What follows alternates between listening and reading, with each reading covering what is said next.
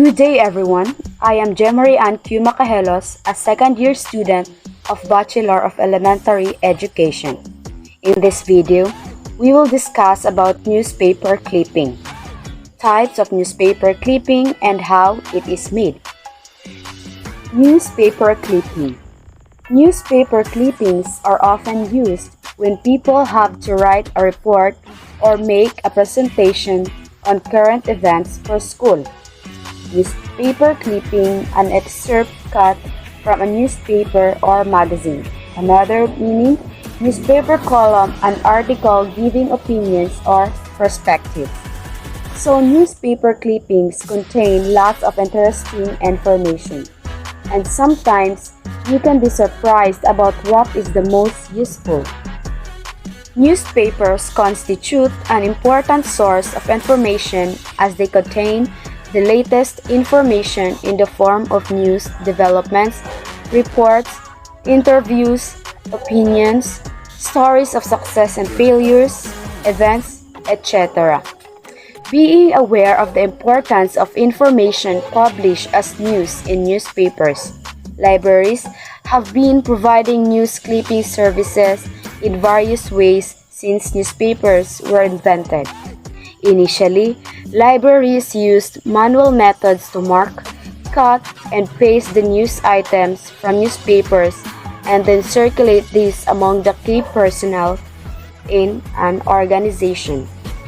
So clipping is the cutting out of articles from a paper publication. Clippings may also be kept by adults for future reference or for sentimental reasons such as an article or on a history-making event.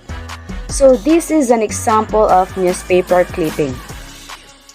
Preservation of printed forms of newspapers in the form of clipping helps authenticate a historical source. We can use this kind of things like doing art or even use for designs in our house, and also we can use it in schools. Next is the types of newspaper clipping service. News clipping service is quite common in libraries. 4 types of news clipping services are reasonably shared: person-oriented, institution-oriented, subject-oriented, and lastly, government-oriented. So person-oriented service. The focus is the person. All news items, letters, articles, etc. relating to the person should be included. This may include her or his speech, participation in a debate, photographs, interviews, etc. The service may not be on a daily basis because not all persons became the subject of news every day. Next is the institution-oriented service. The focus is an institution. The institution may be an academic institution like a school, college, or a university, a religious institution like a mission, a society, a research laboratory, etc. These institutions from time to time generate news by organizing various events. On the other hand, various people may write about these institutions. This information is generated in both ways. All should be included in the service. Suppose a university is organizing an international seminar. Obviously, reporters from the media will report various events relating to the seminar. The university will like to have all the reports published in the newspapers. Often, this job is given to the library as the library receives the newspapers. The library generates the service on a daily basis. Next is subject-oriented service. Suppose a professor of a university teaches the subject political situation of Southeast Asia. Obviously, she will be interested to know the day-to-day development of the region. Whatever is published in the newspapers about the region should be supplied to her or him. This is a subject-oriented service. Lastly, government-oriented service.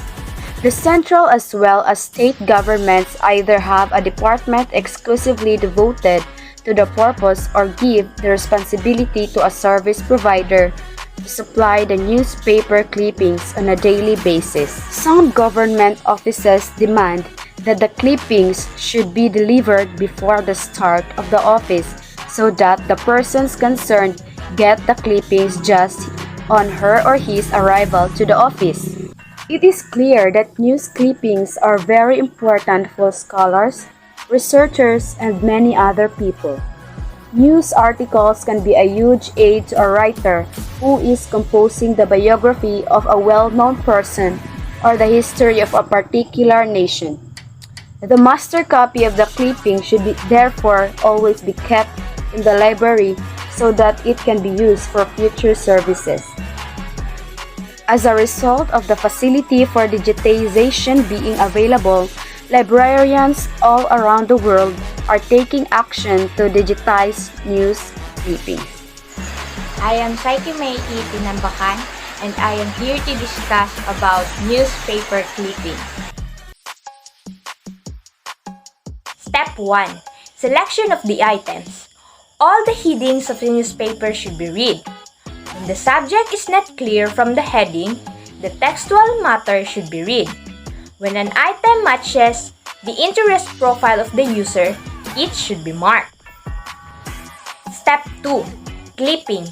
The marked item should be cut nicely so that nothing vital is left out. Special care is to be taken while cutting a photograph. It should not be disfigured while cutting. If the item spread to 2 pages, both the pieces should be cut. Step 3.